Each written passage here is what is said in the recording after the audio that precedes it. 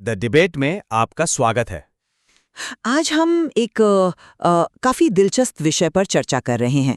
ये दिन में केवल 2 बार भोजन करने का जो विचार है, डॉक्टर दीक्षित के काम से प्रेरित होकर और जिसके बारे में हमारे स्रोत सामग्री में भी बात की गई है। हाँ, और सवाल असल में यह है कि क्या ये तरीका यानी दिन में सिर्फ 2 वक्त खाना वाकई सेहत सुधारने और वजन कम करने का एक शक्तिशाली और सबके लिए कारगर रास्ता है, या फिर कहीं ये कुछ ज्यादा ही सख्त तो नहीं है और शायद हर किसी के बस की बात ना हो। हमारी ये जो बातचीत है, ये स्रोत में दिए गए अनुभवों, खासकर रघुराज राजेंद्रन के अनुभव और डॉक्टर दीक्षित के सिद्धांतों पर ही आधारित होगी। ठीक है, तो मैं इस विचार का समर्थन करूंगा कि ये जो 2 भोजन वाला तरीका है, ये सेहत के लिए वाकई एक प्रभावशाली रणनीति है। और मैं इस पर सवाल उठाऊंगी कि क्या ये वाकई सबके लिए काम करता है और इसकी संभावित कमियां क्या हो सकती हैं। तो देखिए, मेरा मानना है कि दिन में केवल 2 बार खाना, जैसे सुबह और दोपहर या दोपहर और रात का खाना, और इनके बीच एक लंबा फासला रखना हमारे शरीर में इंसुलिन को संभालने का एक बहुत ही कारगर तरीका है। विचार सीधा सा है कि जब भी हम कुछ खाते हैं, पानी या बिना चीनी की चाय या कॉफ़ी जैसी कुछ चीज़ों को छोड़कर हमारा शरीर इंसुलिन छोड़ता है। अब अगर हम दिन भर मतलब थोड़ा थोड़ा खाते रहेंगे, स्नैकिंग जिसे कहते हैं, तो इंसुलिन बार बार निकलेगा। लगातार ऐसा होने से शरीर इंसुलिन के प्रति कम संवेदनशील हो सकता है, जिसे इंसुलिन प्रतिरोध कहते हैं, और यही आगे चलकर कई स्वास्थ्य समस्याओं की जड़ बनता है। तो ये जो 2 भोजन वाला तरीका है, ये इंसुलिन के बार बार बढ़ने को रोकता है। इससे शरीर को मौका मिलता है कि वो ऊर्जा के लिए जमा चर्बी यानी फैट का इस्तेमाल करे, बजाय सिर्फ ग्लूकोज पर निर्भर रहने के। स्रोत में इसे शरीर की फिक्स डिपॉजिट ऊर्जा का इस्तेमाल करना कहा गया है, मतलब कीटोसिस की स्थिति।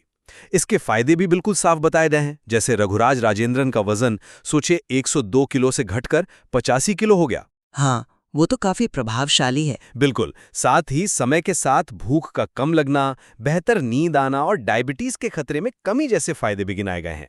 ये आजकल की एक बड़ी समस्या यानी बार बार खाने और जरूरत से ज्यादा चीनी खाने का एक सीधा और सरल समाधान लगता है। स्रोत में डैट शुगर फिल्म डॉक्यूमेंट्री का जिक्र भी है, जो बताता है कि कैसे ज्यादा चीनी, खासकर फ्रुक्टोज, हमारे लिए कितना नुकसानदायक है। देखिए, मैं इस बात से बिल्कुल सहमत हूँ कि चीनी कम करना और सोच समझकर खाना सेहत के लिए बहुत ज़रूरी है। इस पर तो स्रोत में भी काफ़ी जोर दिया गया है, इसमें कोई दो राय नहीं। लेकिन मेरी मुख्य चिंता इस नियम की सख्ती को लेकर है। केवल 2 बार खाना, क्या ये वाकई हर किसी के लिए व्यवहारिक है? सोचिए ना, जो लोग बहुत मेहनत वाला शारीरिक काम करते हैं या जो एथलीट हैं, क्या उनके लिए दिन में सिर्फ 2 बार खाना काफ़ी होगा? और क्या वे इसे लंबे समय तक निभा पाएंगे? दूसरी बात, क्या सिर्फ 2 बार खाने से ये पक्का हो जाता है कि शरीर को सारे जरूरी पोषक तत्व मिल रहे हैं? कहीं ऐसा ना हो कि लोग सिर्फ 2 वक्त खाने पर इतना ध्यान दें कि या तो वे उन 2 मील्स में जरूरत से ज्यादा खा लें या फिर खाने की गुणवत्ता यानी क्वालिटी पर ध्यान ही न दें। ये भी याद रखना जरूरी है कि स्रोत में रघुराज ने खुद माना कि शुरुआत में उन्हें बहुत ज्यादा भूख लगती थी। तो ये जो शुरुआती मुश्किल है, ये कई लोगों को इसे छोड़ने पर मजबूर कर सकती है या फिर खाने को लेकर एक गैर सेहतमंद सोच पैदा कर सकती है। मेरा मानना है कि हाँ, इंसुलिन संभालना ज़रूरी है, लेकिन दिन में सिर्फ 2 बार खाने का ये सख्त नियम शायद मामले को थोड़ा ज़्यादा ही सरल बना देता है। क्या इंटरमिटेंट फास्टिंग के दूसरे कम सख्त तरीके या सिर्फ खाने की क्वालिटी सुधार कर, जैसे चीनी और मैदे वाली चीज़ें कम करके, वैसे ही नतीजे नहीं मिल सकते? स्रोत में भी डॉक्टर से सलाह लेने की बात कही गई है, जो यही इशारा करता है कि ये हर किसी के लिए आंख बंद करके अपनाने वाला फॉर्मूला नहीं है। आपने व्यावहारिकता की बात की, जो जायज़ है, लेकिन हमें इंसुलिन नियंत्रण के असर को कम नहीं आंकना चाहिए। जैसा कि डॉक्टर दीक्षित के हवाले से कहा गया है, लगभग हर खाने की चीज़ थोड़ी मात्रा में भी इंसुलिन रिलीज करवाती है। पानी, काली चाय, कॉफ़ी, बिना चीनी, शायद नारियल पानी या पतला छाछ अपवाद हों, लेकिन कोई भी स्नैक, फल या मीठी चीज़ इंसुलिन ज़रूर बढ़ाएगी। और ये जो बार बार इंसुलिन का बढ़ना है, यही मेटाबॉलिक सिंड्रोम, मोटापे और डायबिटीज़ जैसी दिक्कतों का रास्ता खोलता है। दिन में 2 बार भोजन करना इस बात को पक्का करता है कि इंसुलिन निकलने के मौके कम हों। ये एक सीधी और साफ रणनीति है। 2 भोजन के बीच कुछ ना खाना इंसुलिन को शांत रखने और शरीर को वो जो फैट बर्निंग मोड है उसमें जाने का मौका देने के लिए जरूरी है। नहीं, न समझ है यमुट, आप इंसुलिन स्पाइक्स को कम करने पर जोर दे रहे हैं, ये जरूरी भी है। लेकिन क्या दो भोजन के बीच बिल्कुल कुछ न खाना ही एकमात्र रास्ता है? कुछ लोगों के लिए, खासकर जिन्हें लगातार ऊर्जा की जरूरत होती है, क्या कम ग्लाइसेमिक इंडेक्स वाले सेहतमंद स्नैक्स, जैसे मान लीजिए मुट्ठी भर मेवे या दही, जो खून में शुगर धीरे धीरे बढ़ाते हैं, ज्यादा व्यवहारिक नहीं हो सकते? स्रोत में कम से कम 12 घंटे के अंतराल की बात है, पर क्या ये सबके लिए पत्थर की लकीर होनी चाहिए? क्या ये मुमकिन नहीं कि कई लोगों के लिए सिर्फ खाने के समय पर ध्यान देने के बजाय क्या खा रहे हैं इस पर ध्यान देना ज्यादा असरदार और टिकाऊ हो? यानी कम चीनी, साबुत अनाज, ज्यादा फाइबर वाली चीजें खाना। जैसा मैंने पहले कहा, डॉक्टर से सलाह की बात खुद स्रोत में है, जिसका मतलब ही यही है कि हर किसी की जरूरतें और सेहत की स्थिति अलग होती है। ये एक साइज सब पर फिट वाला मामला नहीं लगता मुझे। अब फैट बर्निंग यानी कीटोसिस पर आते हैं। ये जो फिक्स्ड डिपॉजिट वाला उदाहरण है वो वाकई बहुत अच्छा है। जब हम लंबे समय तक, मान लीजिए 12-14 घंटे या उससे ज़्यादा कुछ नहीं खाते, तो शरीर पहले खून और मांसपेशियों में मौजूद ग्लूकोज, जिसे आप चालू खाता समझ सकते हैं, इस्तेमाल करता है। जब वो खत्म होने लगता है तब शरीर जमा चर्बी यानी फिक्स डिपॉजिट को तोड़कर ऊर्जा बनाना शुरू करता है। इसी प्रक्रिया को कीटोसिस कहते हैं।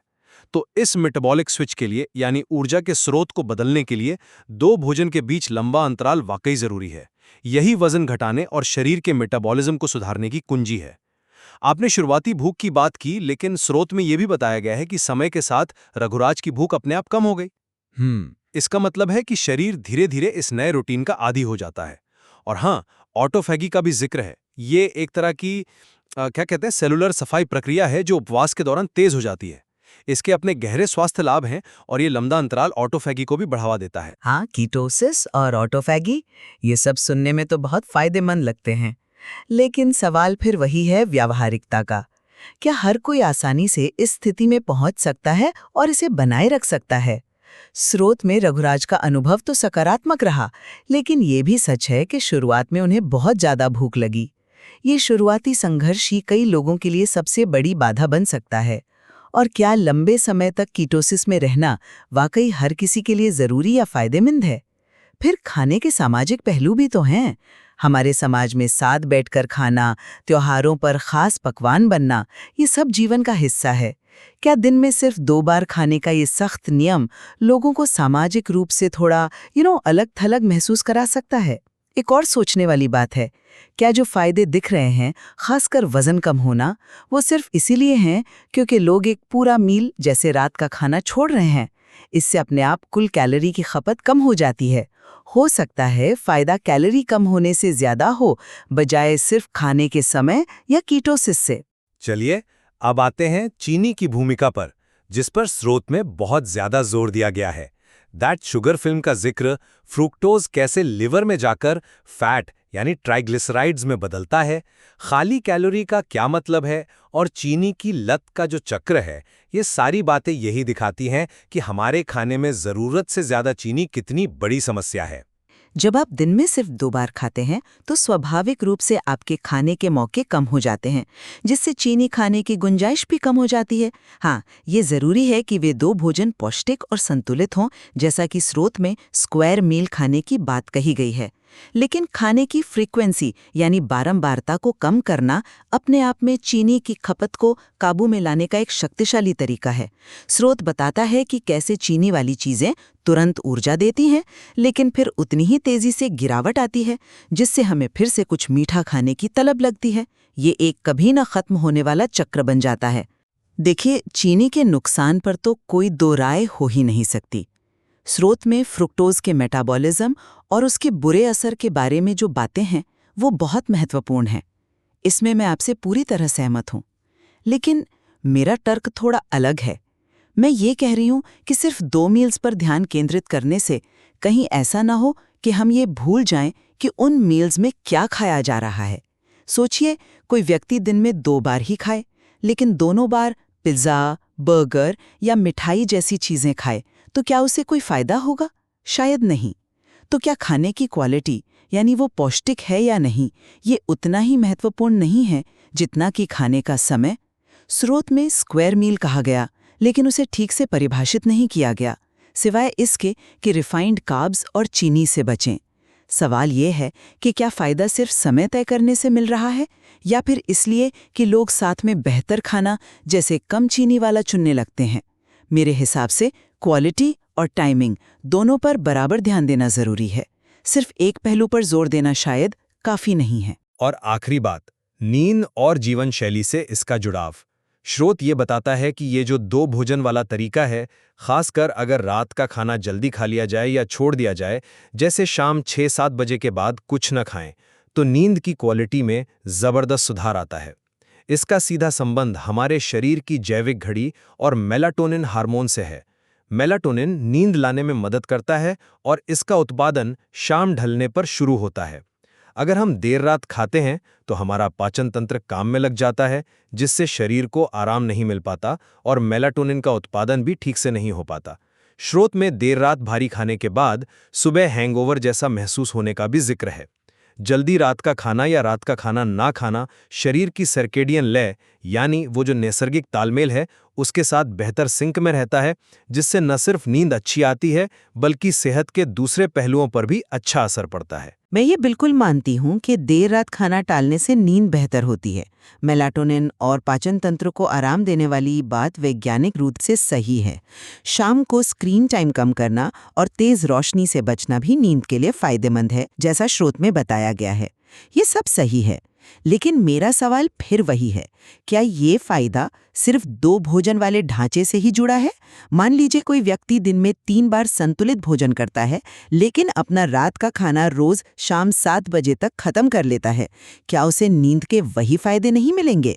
हमें रात का खाना जल्दी खाने के फायदे को दिन में केवल 2 बार खाने की जरूरत से अलग करके देखना चाहिए।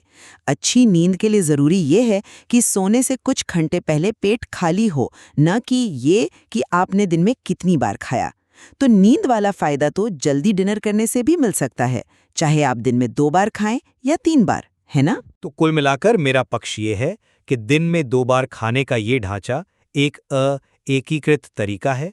ये इंसुलिन को बेहतर तरीके से नियंत्रित करता है, शरीर को फैट जलाने मतलब कीटोसिस के लिए तैयार करता है, चीनी पर हमारी निर्भरता कम करता है और नींद की गुणवत्ता सुधारता है। इन सब के मिले-जुले असर से सेहत में महत्वपूर्ण सुधार होते हैं, जैसा कि रघुराज राजेंद्रन के अनुभव ने दिखाया। हाँ, शुरुआत में अनुशासन और शरीर को ढालने की जरूरत पड़ती है, लेकिन लंबे समय में इसके फायदे काफी बड़े और टिकाऊ हो सकते हैं। और मेरा निष्कर्ष ये है कि हालांकि सिद्धांत सही है, चीनी कम करना, खाने के समय का ध्यान रखना, अच्छी नींद लेना, ये सब जरूरी हैं, इस पर कोई शक नहीं। लेकिन दिन में केवल 2 बार खाने का सख्त नियम शायद हर किसी के लिए न तो जरूरी है और न ही व्यवहारिक या टिकाऊ। हर व्यक्ति की ज़रूरतें अलग होती हैं, उनकी जीवन शैली, उनके काम की प्रकृति और सबसे बढ़कर उनके भोजन की गुणवत्ता, इन सब बातों पर ध्यान देना बहुत ज़रूरी है। ये मुमकिन है कि जो फायदे दिखते हैं वे सिर्फ 2 बार खाने से नहीं, बल्कि कुल मिलाकर बेहतर खाने की आदतें अपनाने, कैलोरी कम करने और रात का खाना जल्दी खाने जैसी चीज़ों से ज़्यादा जुड़े हों।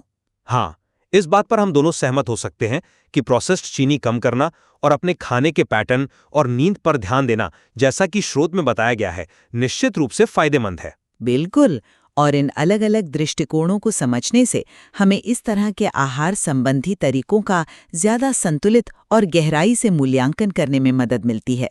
हम अपने श्रोताओं को यही सलाह देंगे कि वे इन अवधारणाओं इंसुलिन, कीटोसिस, मेलाटोनिन, ऑटोफैगी के बारे में और जानकारी हासिल करें और अपनी व्यक्तिगत परिस्थितियों और स्वास्थ्य को ध्यान में रखते हुए कोई भी फैसला लें। किसी एक तरीके को आंख बंद करके अपनाने के बजाय समझना ज्यादा जरूरी है।